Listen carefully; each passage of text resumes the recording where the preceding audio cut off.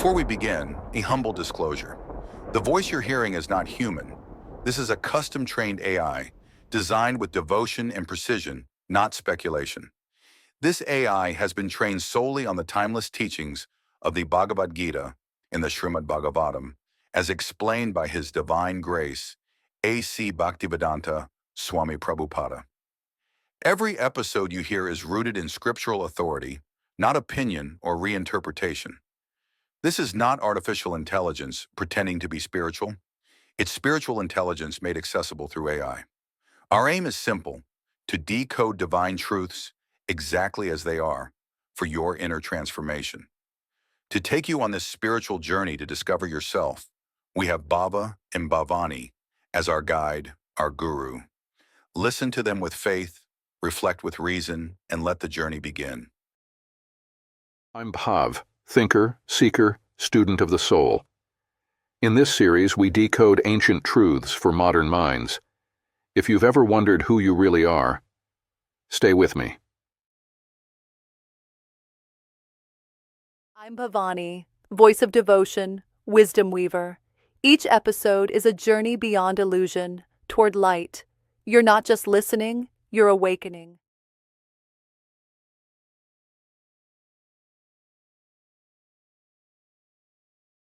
Okay, let's unpack this. For this deep dive, you've brought us some, incredibly profound and ancient wisdom. We're looking into excerpts from Srila Prabhupada's commentaries on two really foundational texts, the Bhagavad Gita and the Shrimad Bhagavatam. That's right. And these aren't just dusty old books. The sources you've shared actually describe them as powerful lights, meant for an age of misunderstanding, maybe like our current time. The light in the darkness, essentially. Exactly. Presented as essential guidance for human society, helping us find our footing, find real meaning. And the Shrimad Bhagavatam, Yeah. that one's highlighted as like a key, something that unlocks the deepest Vedic knowledge. It's definitely positioned that way. And it's not a book for skimming. The sources are quite clear. It's meant for deep study, step by step. Like climbing stairs, you need one before the next. Right. Can't jump to the top floor. You need to understand each level. Precisely. It's a journey upwards in understanding. So our mission here in this deep dive, and this is really for your exploration, is to take some core ideas from these sources, ideas that could genuinely shift your perspective. Yeah. And present them clearly, make them feel personal, inviting. Even if this is totally new territory for you, we want to find those aha moments. Yes, exactly. Distilling these, deep philosophical concepts into insights that feel accessible, relevant to your life. So where do we even start? It's huge. Maybe with the most fundamental question: what are you? Not your job, not your history, but the essential you. And right away, these sources offer a perspective that might just change everything. They draw a very sharp line between the material body, this physical thing we live in, and the spiritual self, the soul. Boy, body. Yeah. Temporary, made of material stuff, these modes of nature, like clothes we wear for a while. That's a good analogy. It's a material production, temporary. But the soul, that's different. It's spiritual. And interestingly, the sources say the supersoul Paramatma, sometimes called this divine presence within the heart, it's also spiritual, same quality as your individual soul. Same quality. How so? Both are described as conscious, eternal, and blissful. That's their inherent nature. So you've got the individual spark, the soul, and this greater presence, the supersoul, both inside this temporary body. But here's the crucial difference. Scope of consciousness. Your soul, it's conscious within your body, knows your pain, your pleasure. Okay. The supersoul, though, conscious of all bodies, everywhere, all at once. The texts use this analogy. The body is a field. The soul and supersoul are both knowers of the field. One knows its little patch, the other knows the entire landscape. Okay, that makes sense conceptually. But why does this distinction really matter day to day for you listening? It matters hugely because, according to these sources, the main root of our anxiety, our fear, our suffering, it comes from identifying too strongly with this material body. Because the body is temporary. Exactly. It changes, it gets sick, it gets old, eventually it stops working. If you cling to that, identify as that. Well, suffering is built in, isn't it? It's not the real you anyway. So the suffering isn't part of me, the soul. It's from mistaking the vehicle for the driver. That's precisely the point. The real self, the soul, is eternal. No birth, no death like the body. And the sources are pretty direct here. The happiness and distress you feel through your material senses from this ultimate view, they're not actually factual. Not factual. But pain feels incredibly real. It feels real to the senses, yes. Yeah. Like a vivid dream can feel terrifyingly real. Okay. But when you wake up, you know the situation wasn't, well, fact. Similarly, these material highs and lows, they're felt intensely by the body and mind, sure, but they don't touch the soul's eternal nature. Grasping that difference, that's the first step towards freedom. It's presented as a foundational step, yes, towards understanding your true position. Okay. So we're eternal souls temporarily in these bodies. What about what we do while we're here? Karma comes up a lot, right? Yes, karma. Yeah. And here's the link between self and action. In this material world, any action you perform for your own sense gratification, basically, trying to get pleasure or avoid pain just for this body-mind complex. It leads to reactions. Good or bad intentions, good or bad results come back to you. You're bound by them. It's a cycle. Sounds like. For every action, there's a reaction. Newton's law, but for consciousness. That's a helpful way to think about it. But here's where it gets really interesting. There's a way out of that loop. The sources introduce acting for a higher purpose, specifically acting for the sake of the Supreme, sometimes called Krishna. Acting for God, basically. Essentially, yes.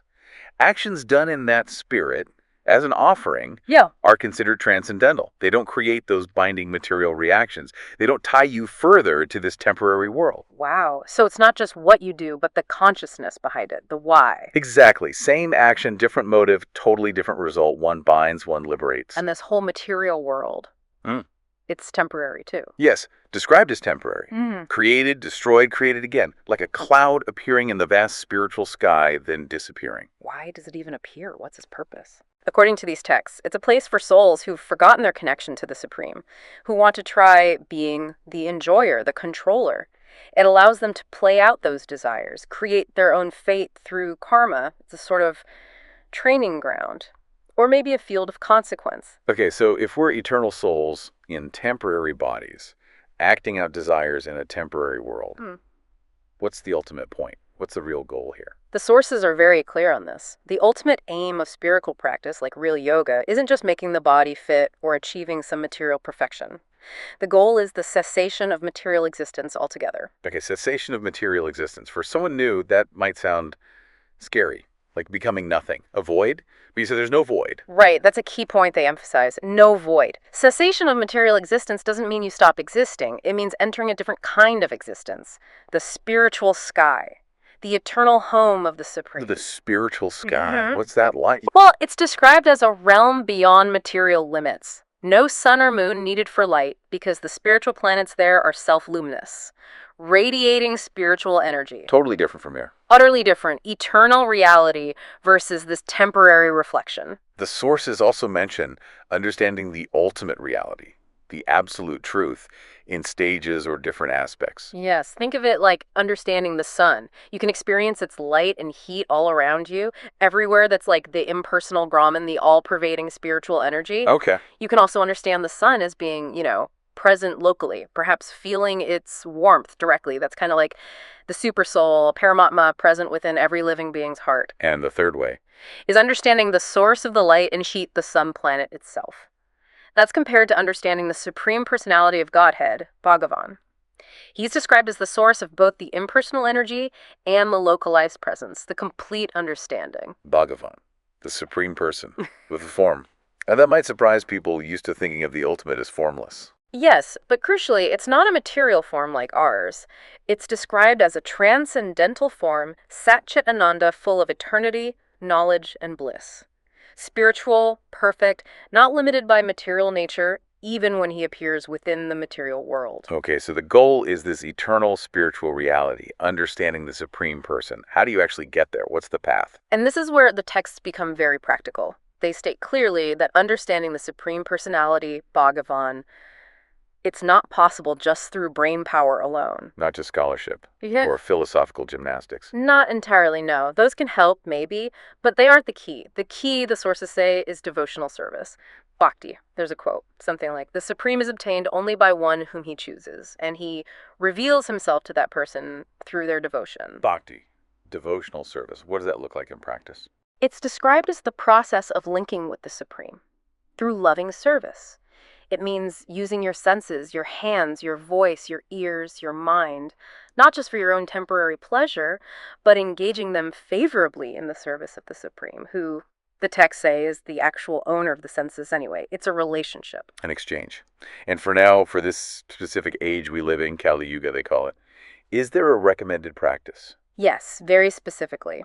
For this age, described as difficult, full of quarrel, the main recommendation is chanting the holy names of the Supreme. Chanting. How powerful is that meant to be? Incredibly powerful. The sources state that simply by chanting the holy name, you can become free from the reactions of sins. Not just from this life, but from thousands of past lives. Wow. That's a big claim. It is. It's presented as the most effective means of purification and connection for this age. And what does it do internally? How does chanting work? It's said to cleanse the heart. There's a beautiful analogy used, cleansing the mirror of the heart. The mirror of the heart? Yeah. The dust on the mirror is all the material desires, the misunderstandings, the false identifications.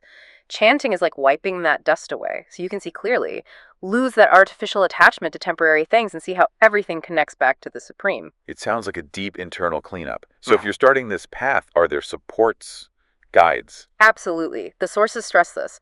3 crucial aids. First, rely on authorized scriptures. Like the Gita, the Bhagavatam? Exactly. Upanishads, Puranas too. Ignoring these maps is called an unnecessary disturbance. These are seen as the Supreme's guidance in written form. Makes sense. Use the map. What's second? Guidance from a bona fide spiritual master, a guru. This is emphasized very strongly. Without personal training under genuine guidance, the texts say it's impossible to even begin to properly understand the Supreme. You need that personal transmission, that grace. So reading alone isn't enough. You need a living teacher. That's the strong recommendation, yes. Personal guidance is key. And third, association. Being with other people who are sincerely on this path, devotees, sadhus, just by associating with a pure-hearted person, you can make amazing progress. It's contagious in a good way. Like osmosis, you absorb the atmosphere. Something like that. Inspiration, support, practical examples. And there's even a fascinating point made. Serving the Lord's servant, offering help or service to a pure devotee, is considered even more effective than trying to serve the Lord directly. Really? Why would that be? Seems counterintuitive. Well, the thinking is a pure devotee is very dear to the Supreme. By pleasing someone so dear, you please the Supreme immensely. It's seen as a powerful way to attract grace and make progress. It shows humility, too. Okay, so scripture, teacher, community, that's the support system. What happens if you actually make progress? What's the result? The sources describe a state called Brahmabhuta. Basically, becoming situated in your spiritual identity, realizing you are spirit, not matter. And what does that feel like? Yeah. Being Brahma Buddha. A pure devotee in that state becomes, complete in themselves. Because they're serving the complete whole, the Supreme, they also feel naturally joyful, satisfied from within, not needing external things to be happy. So less bothered by life's ups and downs. Much less. They don't grieve intensely for material loss or strive frantically for material gain.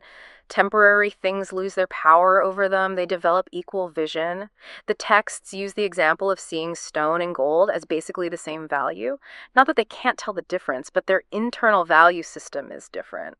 Worldly status, high, low, it doesn't matter much. It sounds like their whole perception shifts. It does. For such a person, the whole world can feel like the spiritual world Right. because they see the Supreme's connection everywhere Mm-hmm. and their senses. Normally, they pull us all over the place, right? Right. For them, the senses become automatically controlled, like a snake with its fangs removed. Still there, but no longer dangerous. They're engaged in service, not causing agitation. So let's try to bring this together for you, the listener. We've journeyed through some profound ideas today. The idea that your real self is spiritual, eternal, distinct from the temporary body. That the ultimate goal isn't just improving material life, but transcending it entirely, entering a spiritual reality. Mm-hmm. And that the path, especially now, involves devotional service, bhakti, primarily through chanting holy names, guided by scripture, a teacher, and good association. This perspective really challenges our usual assumptions. It suggests that a lot of the happiness and sadness we experience through our material senses, from the soul's viewpoint, might be like a dream, not the ultimate reality. And these sources leave us with a rather stark, maybe provocative thought to consider. They suggest that a person who doesn't pursue this path of liberation, but instead focuses solely on material progress, on sense gratification, is actually said to lose everything. Lose everything. What could that mean from the spiritual viewpoint? If that's losing, what then is the real gain these texts are pointing towards? Something powerful for you to ponder as you continue your own journey of exploration.